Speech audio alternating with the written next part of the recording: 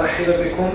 وبضيوفنا الكرام بمناسبة افتتاح النسخة الرابعة في المعرض الدولي للفواكه الحمراء الذي يستضيفه إقليم قنيطرة خلال الفترة الممتدة ما بين 7 و 11 يونيو 2023.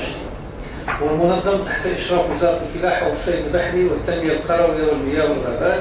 من طرف المكتب الجهوي للاستثمار الفلاحي للغرب بالشراكة مع الفيدرالية بمهنية سلا القنيطرة والغرفة الفلاحية لجهة رباط سلا القنيطرة والمجلس الإقليمي للقنيطرة والجماعتين التراثيتين للقنيطرة ومريض سنهام تحت شعار الجيل الأخضر سلسلة الفواكه الحمراء نموذج لإدماج العنصر البشري. السيد عامل صاحب جلالة على إقليم القنيطرة،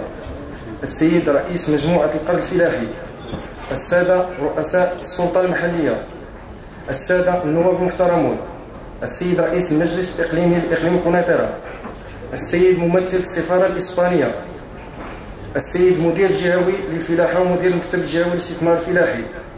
السادة رؤساء الجماعات الترابية ورؤساء التنظيمات المهنية وممثلي الشركات المتدخلة في القطاع،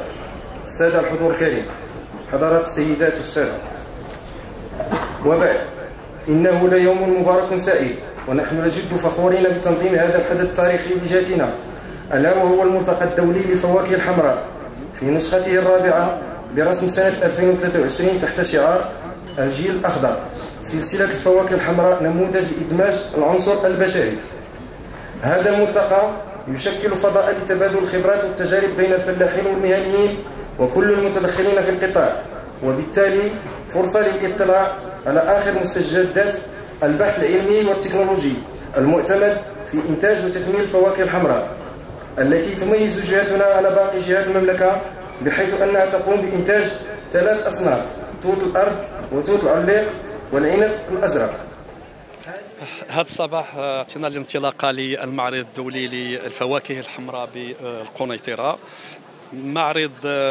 يعني لكي هيكل سلسلة الفواكه الحمراء في بلادنا، واللي خذا بعد يعني عالمي، من حيث عندنا الضيف الشرف هذه السنة هي المملكة الإسبانية، من خلال العلاقات المتميزة اللي عندنا مع الجار ديالنا في أوروبا، وكذلك من خلال يعني المستثمرين الإسباني في هذه السلسلة، واللي عندهم شراكات مع المنتجين المغاربة ومع مصنعين مغاربة، واللي كيتسمح باش القنوات ديال التسويق تكون أقوى بالنسبة للمنتوج الوطني، وكذلك التعريف بهذا بالمنتوج. فسلسلة يعني الفواكه الحمراء عرفت واحد النمو جد مهم، تنقلات من 2600 هكتار في 2009 مع مخطط المغرب الأخضر وصلت حتى تقريبا 10000 هكتار، واليوم في اطار استراتيجيه الجيل الاخضر اللي عطى سيدنا الله ينصرو الانطلاقه ديالها في 2020 طموح من هنا ل 2030 باش نوسعوا المساحه ب 4500 هكتار، وغادي نوقفوا عند هذه المساحه ديال 14000 هكتار على الصعيد الوطني، ولكن الجهود غادي يعني تركز على الرفع من الانتاجيه في الهكتار اولا، وثانيا على التثمين والتصنيع باش القيمه المضافه تكون اكبر وتبقى في المناطق ديال الانتاج، ويكون عندها وقع اكبر فيما يخص خلق الشغل وكذلك المساهمه في ابراز طبقه وسطى